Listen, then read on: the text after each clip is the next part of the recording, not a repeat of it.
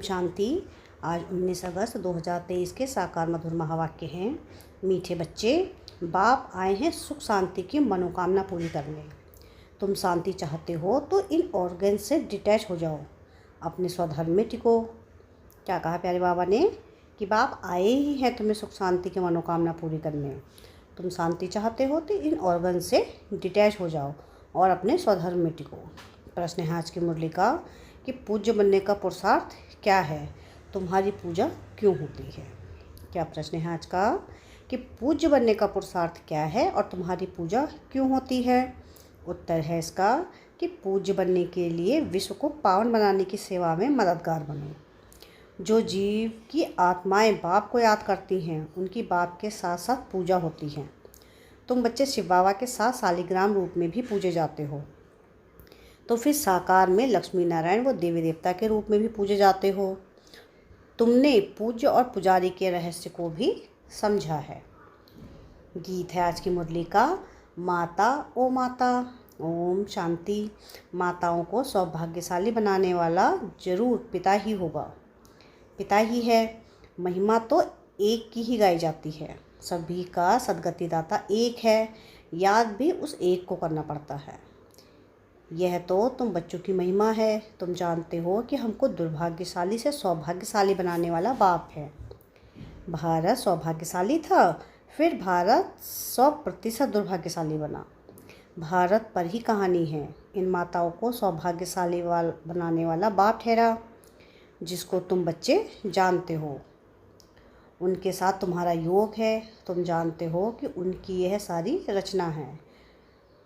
दूसरा कोई मनुष्य इस रचना और रास्ता को नहीं जानते। यह चित्र आदि किसने बनवाए हैं। तुम कहेंगे शिव बाबा ने। किस द्वारा। फिर भी माता व साकार पिता द्वारा कहेंगे। अभी तुम बच्चों की बुद्धि में सारा सृष्टि रूपी झाड़ है। सृष्टि कितनी बड़ी है। वास्को डी गामा ने सारी धरती का चक्कर लगाया। पिछाड़ी में सागर ही सागर है, आकाश ही आकाश है और कुछ नहीं।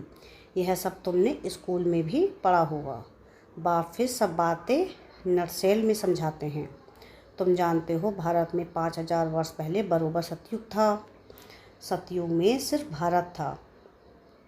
भारत में भी कितने थोड़े होंगे। अभी तुम कहेंगे हम सूर्यवंशी राजधानी के थे। जमुना के कंठे पर श्री कृष्ण की राजधानी थी। ऐसा कहा जाता है कि दिल्ली को ही पाकिस्तान कहते हैं। पहले पहले जरूर कोई की राजधानी होगी। तुम कहेंगे हम सूर्यवंशी राजधानी के थे, बाद में अलग अलग हो जाते हैं, तो प्रभाव वास्तव में जहाँ राज्य करते हैं वहाँ होता है। भारत का बहुत प्रभाव है। यह सब बातें तुम्हारी बुद्धि में टपकनी चाहिए। धारणा करना होता है। शिव बाबा को ही फिर सोमनाथ ज्ञान का सागर कहते हैं। सोमनाथ नाम पुजारियों ने रखा है, असल नाम है शिव बाबा। शिव किसको कहा जाता है। आत्माओं के बाप को। आत्मा तो बिंदी है, गाया जाता है परमपिता परमात्मा, सुप्रीम सोल। सोल अर्थात आत्मा। आत्मा बड़ी छोटी नहीं होती। बाप कहते हैं कि मैं भी इसमें प्रवेश करता हूँ, तो कोई को मालूम नहीं पड़ता है, परंतु समझते हैं कि भ्रकुटी के बीच में वह छोटा सा स्टार है ना। तो कहेंगे मस्तक मणि। मस्तक में मणि है। मणि आत्मा को कहा जाता है। कहते हैं कि सर्प की मस्तक में भी मणि होती है। यह सब बातें वास्तव में इस समय की हैं। आत्मा रूपी मणि प्रकाश करती है, वह भ्रकुटी के बीच में रहती है। बाप तो तुम बच्चों को रोज़ नई नई बातें समझाते रहते हैं। मुख्य बात समझनी है कि मैं स्वदर्शन चक्रधारी हूँ। बाप कहते हैं मेरी जो आत्मा है, जिसको परमात्मा कहते हैं, मैं जन्म मरण रहित हूँ। मैं आता जरूर हूँ। निराकार का मंदिर बना हुआ है। आगे यह ज्ञान नहीं था। जरूर निराकार ने आकर कुछ किया है। निराकार आती ही फैमिली में है। लक्ष्मी नारायण की आत्मा भी आती है। उनको भी शरीर दिखाते हैं। लिंग रूप एक ही शिव का दिखाते हैं। शिव के मंदिर में शिवलिंग के साथ फिर शालिग्राम भी हैं। ऐसे नहीं कि श्री कृष्ण केवल लक्ष्मी नारायण के मंदिर में शालिग्राम दिखाते हैं, तो सिद्ध होता है एक बाप के यह सब बच्चे हैं। आत्मा की भी पूजा होती है, जो देवताओं की भी पूजा होती है। रुद्र यज्ञ कहते हैं। बाप ने यह यज्ञ रचा है जीव आत्माओं द्वारा। जैसे बाप की पूजा होती है, वैसे ही तुम आत्माओं की भी पूजा जरूर होनी चाहिए। फिर साकार में जो लक्ष्मी नारायण बनते हैं उनकी पूजा होती है। वही नाम चला आता है। यहाँ तुम आत्माएं सर्विस कर रही हो इस शरीर द्वारा, इसलिए तुम आत्माओं की पूजा होती है। शिव बाबा कहते हैं कि मैं भी इनसे बहुत भारी सर्विस करता हूँ, इसलिए पहले पहले मेरी पूजा होती है। फिर जिन आत्माओं द्वारा सर्विस करता हूँ, सारे विश्व को पवित्र बनाता हूँ, उन्हों की भी पूजा जरूर होनी चाहिए। सबकी पूजा करते हैं। कम से कम लाख शालिग्राम बनाते हैं। सेठ लोग रुद्र यज्ञ रचवाते हैं, तो कोई 5,000, कोई 10,000, कोई लाख शालिग्राम भी बनवाते हैं। यह है परमात्मा और आत्माओं की पूजा। बाप समझाते हैं कि तुम आत्माएं इस पतित शरीर द्वारा सेवा कर रही हो। सबसे जास्ती सर्विस शिव बाबा करते हैं और फिर तुम्हारे द्वारा कराते हैं, तो तुम आत्माओं की पूजा होती है। बाप के साथ साथ पहले पहले तुम्हारी महिमा आनी चाहिए। जानते कोई भी नहीं है, ना रुद्र को ना शालिग्रामों को जानते हैं जिन्होंने राज्य पाया। अभी तुम राज्य पा रहे हो। पूजा मुख्य ही होती है। वह हैं लक्ष्मी नारायण, जिनकी डिनास्टी गाई हुई है। उन्होंने यह भी राज्य कोई की मदद से लिया होगा ना। तुम बच्चों की मदद से राजधानी स्थापन होती है। बड़ी मीठी बातें हैं। नटसेल में बाबा समझाते रहते हैं ताकि धारणा भी कर सको। मुख्य धारणा की बात है, मुख्य बाप को याद करो। तुम्हारी आत्मा में भी झाड़ और चक्र की नॉलेज है। नंबर 1 सबसे पूज्य शिव बाबा आत्माओं का बाप है, जो तुमको बेड ऐसे लायक बनाते हैं। तुम आत्माओं की पूजा होती है। हम पूज्य और पुजारी कैसे बनते हैं सो अब समझते हो। भारतवासी ही पूज्य और पुजारी बनते हैं। अभी सब पुजारी हैं, फिर पूज्य होंगे। वहाँ फिर कोई पुजारी भक्त नहीं होगा। उन्हों को भगवती भगवान जरूर भगवान ने ही बनाया होगा। अब भगवान निराकार है या साकार? साकार में ऊंच से ऊंच लक्ष्मी नारायण हैं। उन्हों को ऐसा बनाने वाला है निराकार, इसलिए निराकार की पूजा होती है। यह सब बातें तुम बच्चों को समझाई जाती हैं। पहले पहले बाप में निश्चय रखना है। बरोबर हम आत्माओं का बाप वह है। कोई कहे हे भगवान, हे परमपिता, तो बोलो यह किसने याद किया और किसको? एकदम पकड़ना चाहिए। तुमको कितने बाप हैं? तुम किसको पुकारते हो? भगवान किसको कहते हो?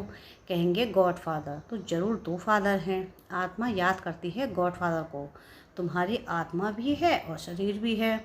आत्मा का तो लौकिक बाप है, शरीर का तो लौकिक बाप है। आत्मा का बाप कौन है? जिसको कहते हैं परमपिता परमात्मा। यह किसने और किसको पुकारा, उस बेहद के बाप का परिचय देना है। उनसे ही वर्षा मिलता है, यह भी उनको याद करते हैं। भिन्न भिन्न भाषाओं में भिन्न भिन्न नाम भी रख दिए हैं। कोई गॉड कहते हैं, कोई परमात्मा, कोई खुदा कहते हैं। सभी धर्म वाले याद जरूर एक को ही करते हैं, वह है सभी आत्माओं का बाप। वर्षा बाप से ही मिलता है। तुम आत्मा उनको पुकारती हो। 2 बाप का परिचय देना है, हद का बाप और बेहद का बाप। भक्ति मार्ग में भक्त भगवान को याद करते हैं, तो भगवान कहते हैं मैं आता हूँ, आकर तुमको शांति सुख देता हूँ। फिर मुझे कभी याद करने की भी दरकार नहीं रहेगी। तो पूज्य पुजारी पावन पतित भारतवासी ही बनते हैं। बाकी बीच में और धर्म स्थापन होते हैं। फिर वृद्धि को पाते पाते पिछाड़ी में वह भी सब तमोप्रधान बन जाते हैं।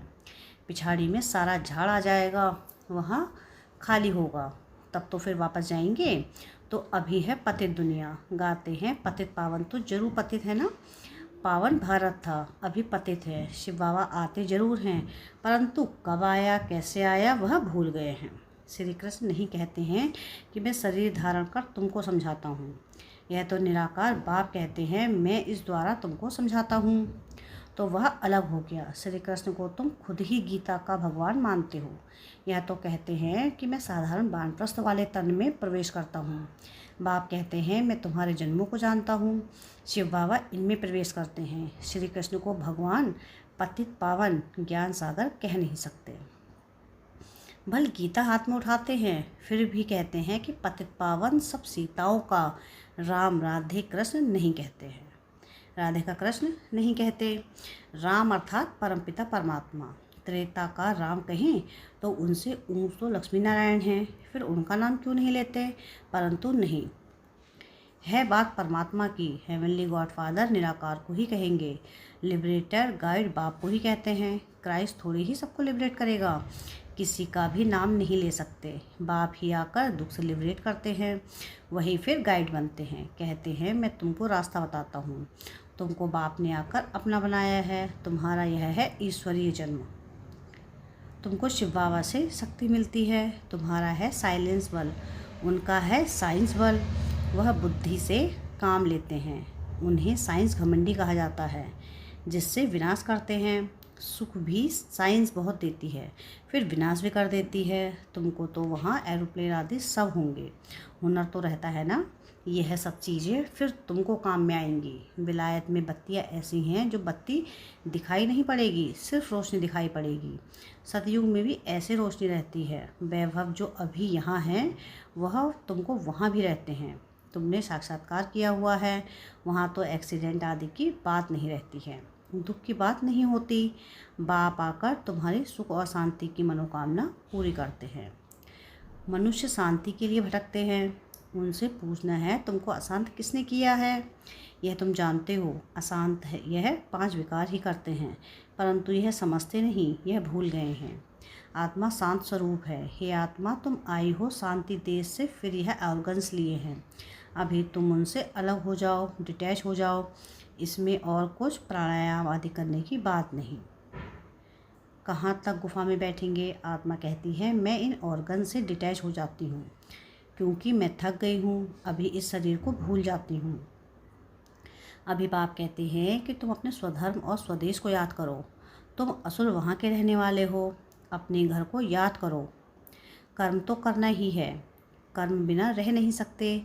वह समझते हैं कि हम भोजन अपने हाथ से नहीं पकाते हैं, इसलिए कर्म सन्यासी नाम है, परंतु कर्म का सन्यास तो हो नहीं सकता। उनका तो धर्म ही ऐसा है। गृहस्थियों के पास उनको खाना पड़ता है, इसलिए फिर गृहस्थियों के पास जन्म ले निवृत्ति मार्ग में जाना है, क्योंकि भारत को पवित्र बनाना है। भारत में ही प्योरिटी थी, सब प्योर थे, अब सब पतित हैं। बाप बैठ यह राज समझाते हैं, फिर कहते हैं बच्चे और कुछ ना करो, सिर्फ बाप को याद करते रहो, तो तुम्हारे विकर्म विनाश हो जाएंगे और तुम मेरे पास चले आएंगे। ड्रामा पूरा होना है, सतो रजो तमो के पास होकर अभी सबको वापस जाना है। अच्छा, मीठे मीठे से खिलते बच्चों प्रति माता पिता बाप दादा का याद प्यार और गुड मॉर्निंग। रूहानी बाप की रूहानी बच्चों को नमस्ते। हम रूहानी बच्चों की रूहानी बाप दादा को याद प्यार गुड मॉर्निंग और नमस्ते। शुक्रिया प्यारे बाबा, शुक्रिया। धारणा के लिए मुख्य सार है। सार की पहली पॉइंट है कि स्वयं को इस शरीर में भ्रकुटी के बीच चमकती हुई मणि समझना है, स्वदर्शन चक्रधारी बनना है। सेकंड है कि अपने स्वधर्म और स्वदेश को याद कर शांति का अनुभव करना है। बुद्धि को भटकाना नहीं है, इस शरीर से डिटैच होने का अभ्यास करना है। वरदान है आज की मुरली का कि हर एक को प्यार और शक्ति की पालना देने वाले प्यार के भंडार से भरपूर भव। क्या है वरदान आज का? कि हर एक को प्यार और शक्ति की पालना देने वाले प्यार के भंडार से भरपूर भव। जो बच्चे जितना सभी को बाप का प्यार बांटते हैं, उतना और प्यार का भंडार भरपूर होता जाता है। जैसे हर समय प्यार की बरसात हो रही है, ऐसे अनुभव होता है। एक कदम में प्यार दो और बार बार प्यार लो। इस समय सबको प्यार और शक्ति चाहिए, तो किसको बाप द्वारा प्यार दिलाओ, किसको शक्ति, जिससे उनका उमंग उत्साह सदा बना रहे। यही विशेष आत्माओं की विशेष सेवा है। स्लोगन है आज की मुरली का कि जो मायावी चतुराई से परे रहते हैं वही बाप को अति प्रिय हैं। क्या है स्लोगन आज का? कि जो मायावी चतुराई से परे रहते हैं वही बाप को अति प्रिय हैं। अच्छा, ओम शांति।